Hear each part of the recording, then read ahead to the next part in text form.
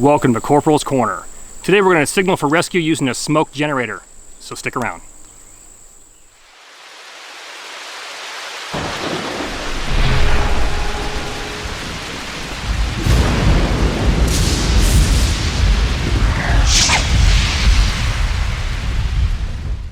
Okay, time for something different. Let's talk about signaling for rescue. Now, we're going to assume that you left a good game plan, and that game plan consists of who, what, where, why, and how. Example of that is, I'm going to be out here with so-and-so in this location, I'm leaving at this time, I'm driving this type of vehicle, I have this gear, we're going to operate in this area, and we should be back at this time. So, on that third day, the hypothetical 72-hour scenario, you're not back, you're 12 hours overdue, 24 hours overdue, maybe they're looking for you. So, along the lines of signaling, there's active and passive. An example of active signaling would be you have a signal mirror and it operates off of direct line of sight. I can see that helicopter, I can see that airplane, I can see that car, I can see that person off in the distance. If I can see them, they have the potential to see me. So I want to grab my signal mirror, get out there, move it around, back and forth, and try and make something happen. You want them to see you, you want to be found.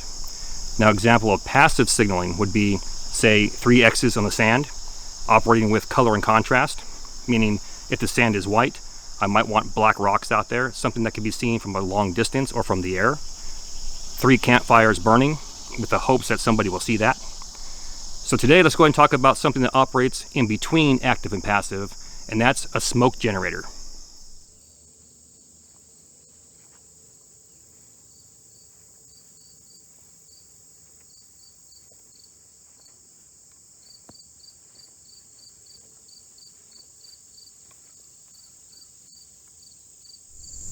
Now that tripod is broken, burned up, destroyed, barely alive.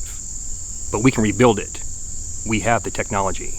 And this tripod will be better than before. Better, stronger, faster. Okay, so we're going to go ahead and start this improvised tripod lash or 3-pole shear lash using a timber hitch. So all we're going to do, go underneath one of these. I'm going to go ahead and take my other end. I'm going to wrap it underneath. And then just twist it around 3 to 5 times.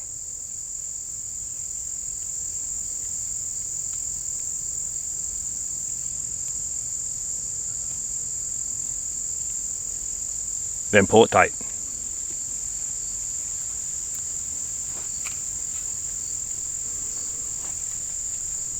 Now I'm simply going to wrap it around all 3 poles 3 times. No more than 6.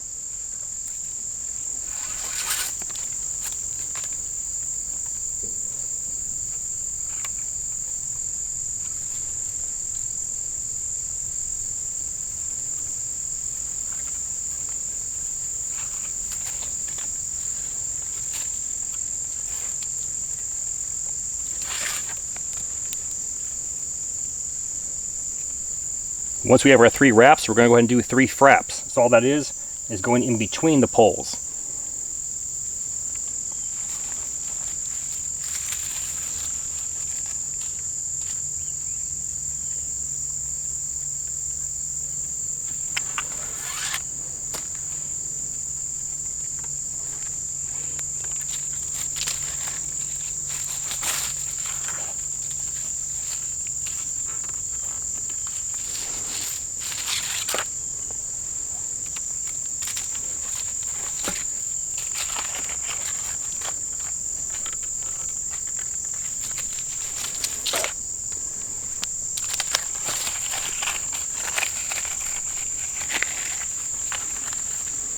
Then we'll cross over and do the exact same thing right here. And lastly, you can finish this off with a clove hitch, which is nothing more than 2 half hitches, or a constrictor. So what we're going to do is go around this, make an X,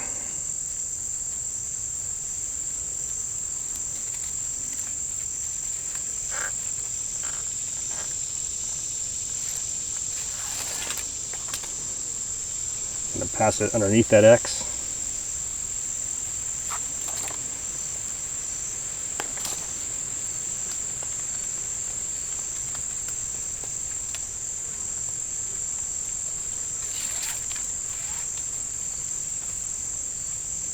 dress it up, pull it tight, should lock it down.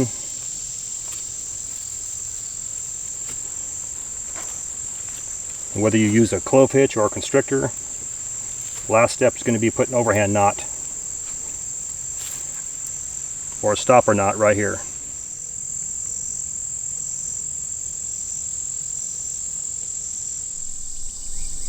And that was a quick down and dirty improvised tripod lash or 3-pole shear lash. The next step is to create a platform, and you want that platform to be anywhere from 1/3 to halfway down that tripod. And for that, all you need is 3 sticks, a couple of lashes, and maybe a knot.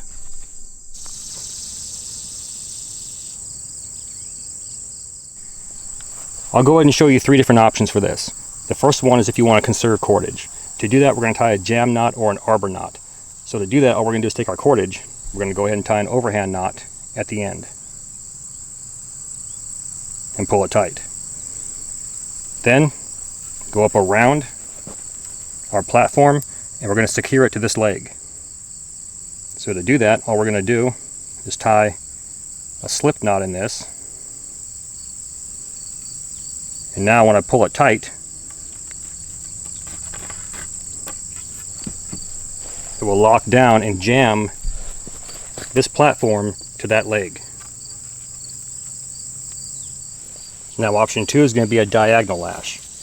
And we'll start this off with a timber hitch. Just go around, go up underneath, twist it around 3 to 5 times.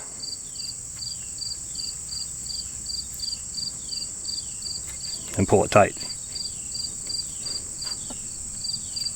Now what we're going to do is we're going to go around 3 times this way, cross over 3 times that way, frap it a few times, and finish it off with a clove hitch or constrictor.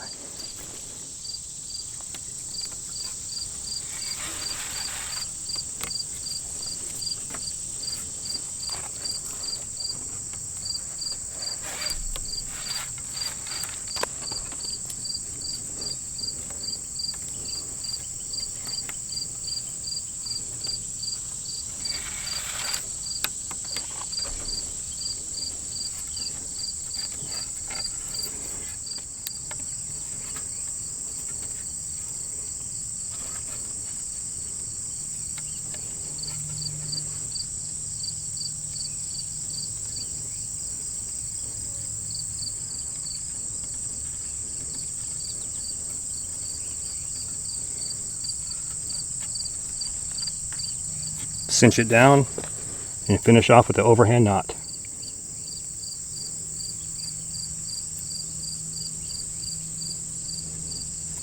X-Force.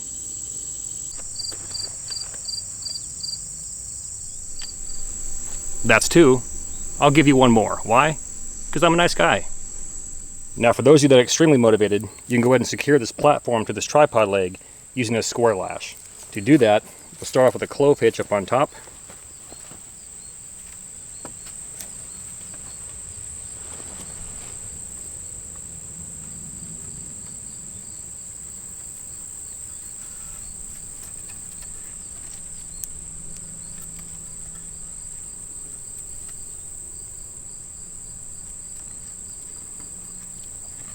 I'll rotate it, pull it tight.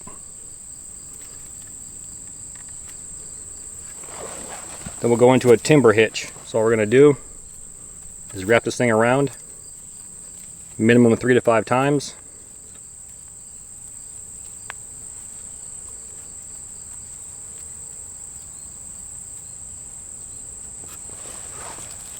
Then from here we're going to drop straight down, keeping it tight.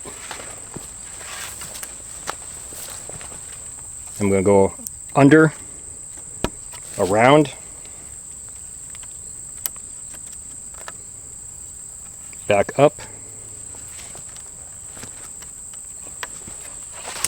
and just repeat it.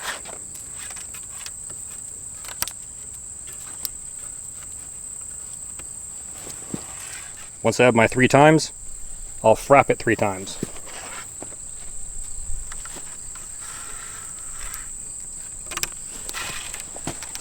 And pull it tight.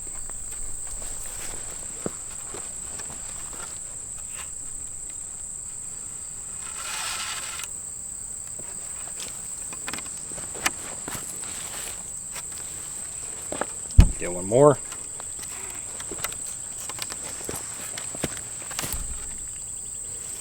Pull it tight. From here it's dealer's choice. You can finish off back on the top here with a clove hitch or constrictor.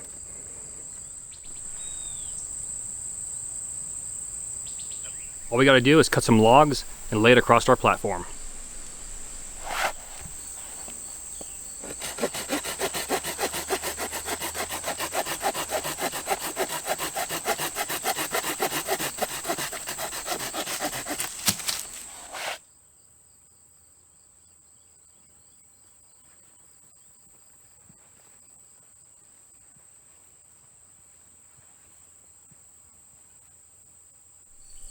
Alright, there's two final steps that remain. Step number 1, build a fire lay on that platform.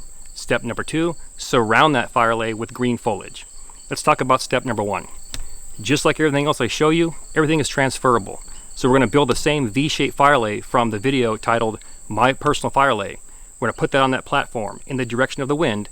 Now we're going to go ahead and surround that fire lay with red and white pine needles.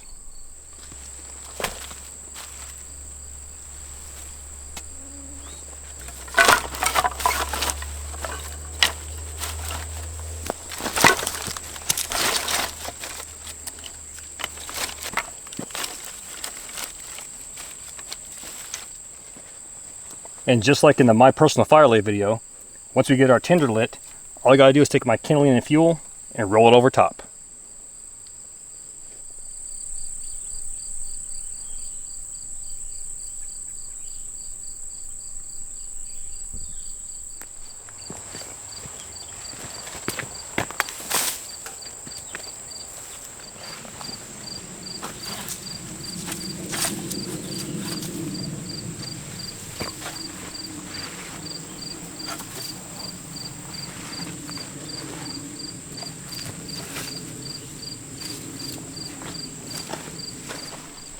So pretty much at this point right here, we're just taking our branches, and preferably the ones with a wide branch like this, we're going to just weave it in between here.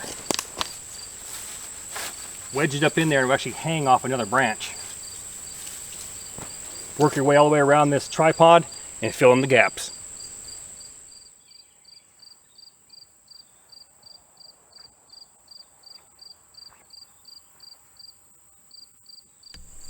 Let's go ahead and talk about lighting this bad boy.